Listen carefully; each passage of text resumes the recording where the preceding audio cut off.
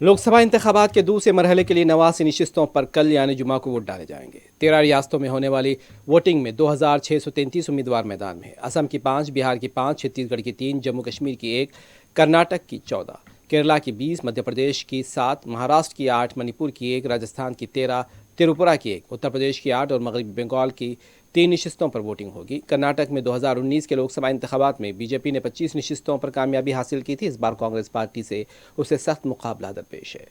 दूसरे मरहले में अहम उम्मीदवारों में राहुल गांधी वायनाड से मुकाबला कर रहे हैं। मांडिया से कर्नाटक के साबिक वज़ीर आला HD कुमारस्वामी, बेंगलुरु साउथ से तेजस्वी सूर्या, बेंगलुरु रूरल से DK सुरेश अहम उम्मीदवार हैं।